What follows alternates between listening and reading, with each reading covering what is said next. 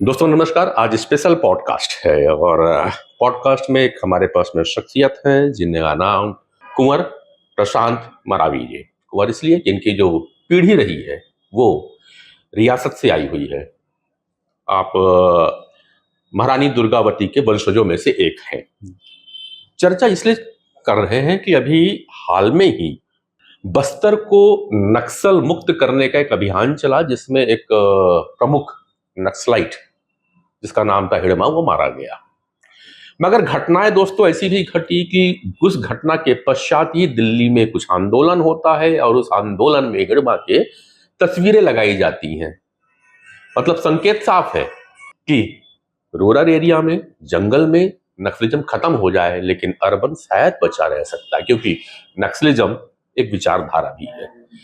क्यों नक्सल पनपता है और क्यों आदिवासी भाई उस ओर चले जाते, इन सारे विषयों पे बात करेंगे आज रानी दुर्गावती के वंशज कुंवर प्रशांत मरावी जी से। स्वागत, अभिनंदन। जी जी।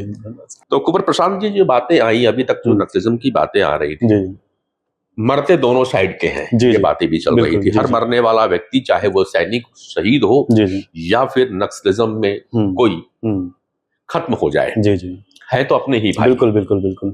दर्द दोनों साइड बराबर ही बिल्कुल, होता है, बिल्कुल दोनों के मरने पे दुख होता है, खास जी, करके आप ट्राइबल को। जी सच्चाई जी, है। बिल्कुल बिल्कुल सर, दोनों तरफ से हैं।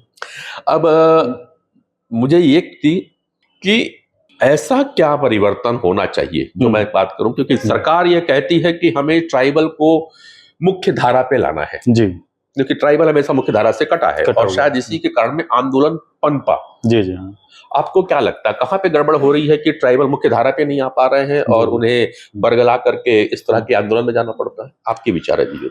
जी देखिए, जो एक आदिवासी समाज है, एक ये कहना चाहिए कि रीढ़ की हड्डी है एक हमारे भारतीय समाज की।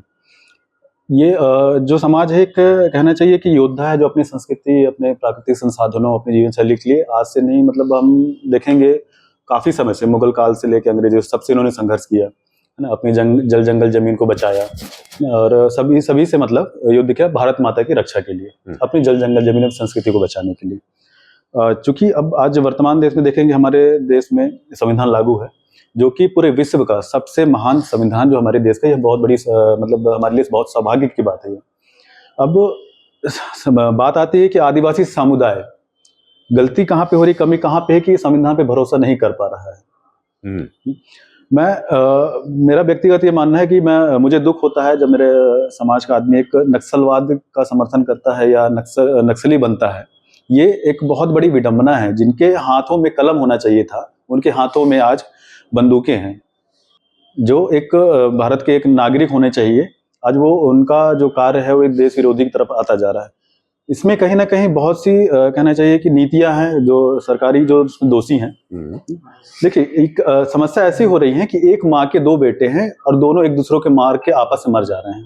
बिल्कुल सही है। उस माँ के दिल पे क्या बीतती होगी। तो ये भारत माता है, इनके दोनों बेटे एक दूसरे को मार के मर रहे हैं। और सोचिए भारत माता के सीने में क्या तकलीफ होगी, क्या दुख होगा।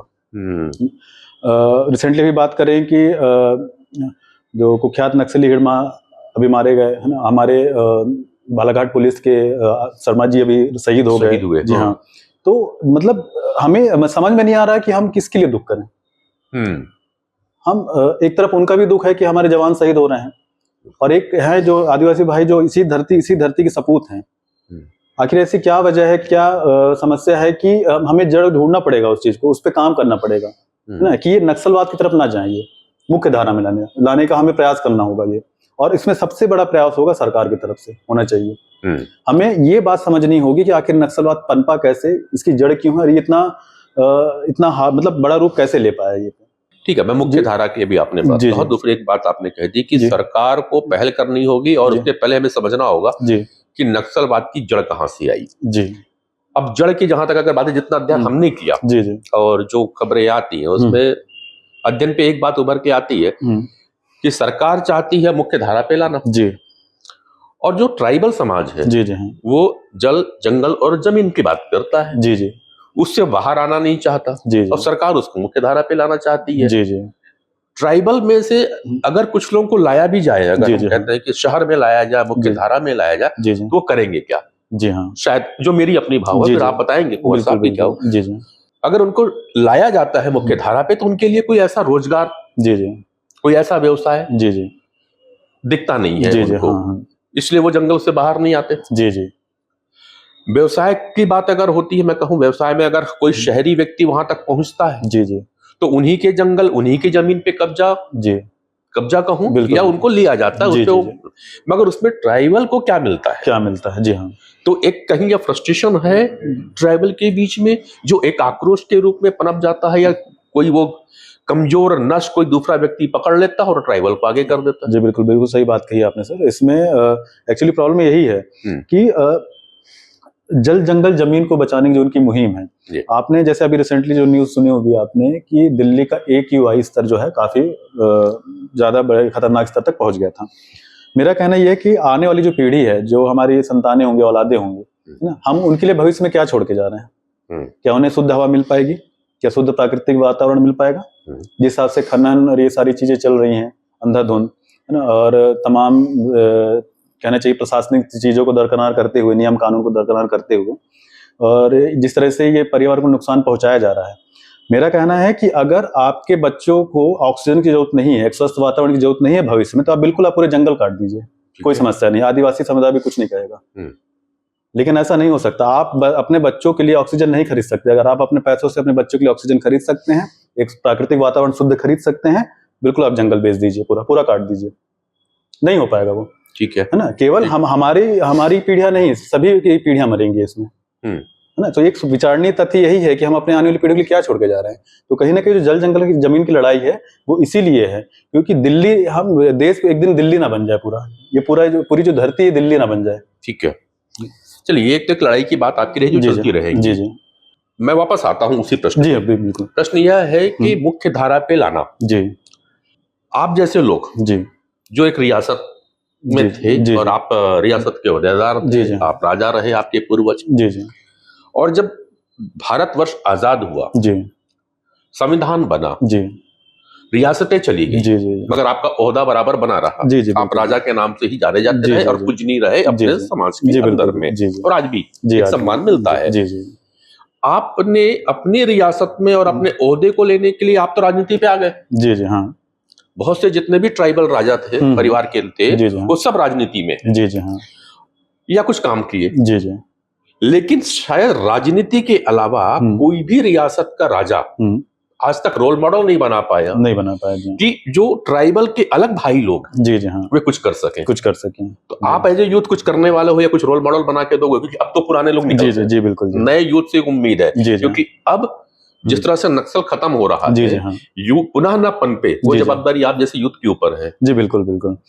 जनरली यही होता है कि एक आदिवासी समुदाय आज भी मुख्यधारा से नहीं जुड़ा है। उनको एक सही प्लेटफॉर्म, एक सही जानकारी, दिशा नहीं मिल पा रही कि हमें कैसे व्यवसाय करना है, क्या व्यापार करना है। और सरकारी कुछ भी बहुत सी ऐसी योजनाएं चलती हैं, लेकिन उनका पूर्णतः लाभ उनको नहीं मिल पा रहा है। वो उसमें कुछ कमियां हैं जिसे सुधारनी पड़ेंगी सरकार को, कि वो एक अंतिम पायदान पे जो व्यक्ति खड़ा है, जो आदिवासी समुदाय का व्यक्ति खड़ा है, उस तक वो जानकारी पहुंचे, उसका लाभ पहुंचे। जैसे जितने भी अनुसूचित जनजाति विभाग हैं, इसमें मेरी जहां तक जानकारी है कि सबसे ज्यादा फंड उसी विभाग में आता है, लेकिन जो अंतिम पायदान पे जो आदिवासी खड़ा है, जो व्यक्ति खड़ा है, उस तक उसका लाभ नहीं पहुंच पाता। वो एक सबसे बड़ी कमी है इसमें।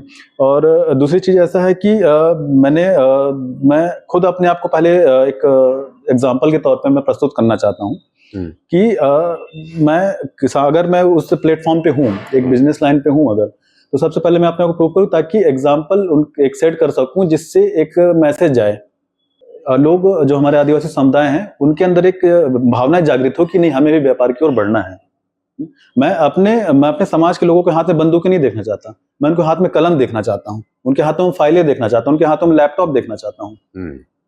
और डॉक्टर बन सके, इंजीनियर बन सके, बिजनेसमैन बन सके ना, इसरो में वैज्ञानिक बन सके।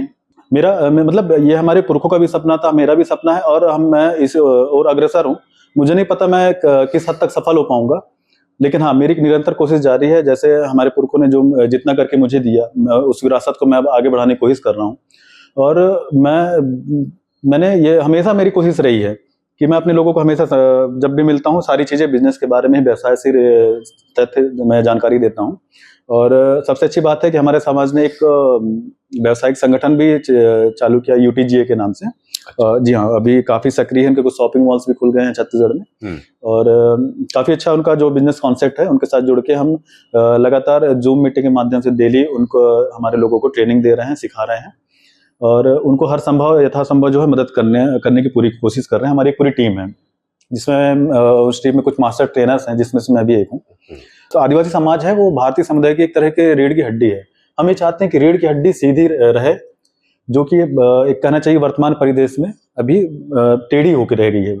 चलो कहीं न कहीं जो भी रिजर्वेशन मिले उससे बच्चे तो कुछ तक आ गए, इंजीनियर भी बन रहे हैं, डॉक्टर भी बन रहे हैं, ऑफिसर में भी है, बाबू भी यार पोस्टिंग है, उनको सपोर्ट मिलता है। बिल्कुल बिल्कुल।